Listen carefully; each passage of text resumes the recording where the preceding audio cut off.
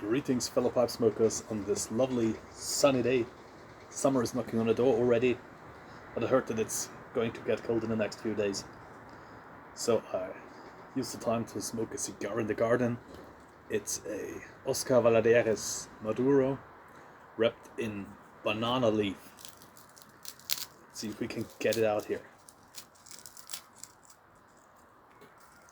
Making a big mess on the table. And I had this cigar lying around in my humidor, and everything smelled from this banana leaf. So I don't think actually it's a very good idea to do this, to wrap a cigar in banana leaf. But it's looking super cool. Yes, I just love dark Maduro cigars. So, if I want to smoke this, I do need a lighter. Give me 1 second. So I just found out that it doesn't fit in my cigar holder. Thanks to Silvio. Since we had some serious topics recently here in the YTPC, I think we should go back to something more lighthearted. Although it's nothing pipe and tobacco related. Time for another animal story. And this time I'm gonna tell you the story of a mouse by the name of Jeanny. You know, a friend of mine had 3 snakes as pets in the terrarium, and the snakes did belong to her boyfriend that sadly passed away, and she kept the snakes to look after them.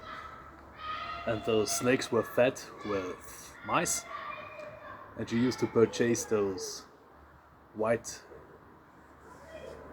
breed of mice that are especially bred to be fed to other animals or used in laboratories.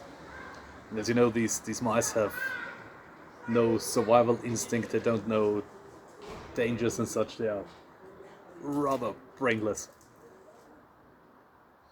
They try to feed mice they catch on the fields and in the meadows around here, but it turned out these animals are rather aggressive and they fight for their lives, and it happened more than once that the snakes got hurt in an attempt to catch the mice. The mice.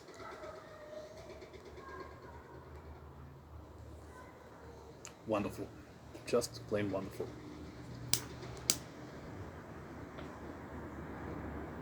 Yeah, and one day she bought a whole batch of mice to feed to the snakes, and the last mouse she tried to feed to the snake was a complete fail, because the snake didn't want to eat this single mouse.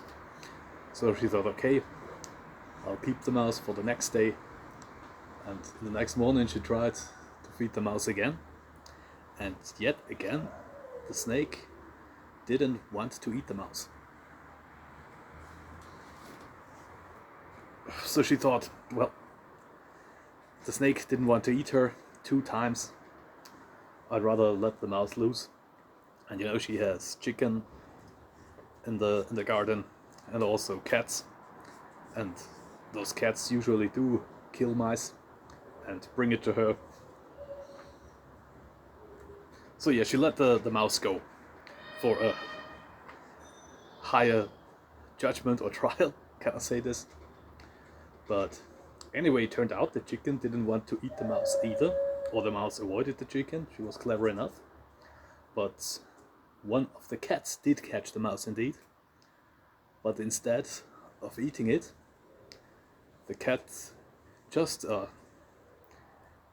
licked over the mouse and cleaned her from toe to ears, and brought her inside the house to the bathroom, where the mouse was sitting fully soaked up in saliva and completely unscratched, with the cat next to her.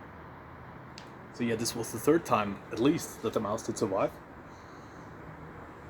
So she decided to keep the mouse as a pet.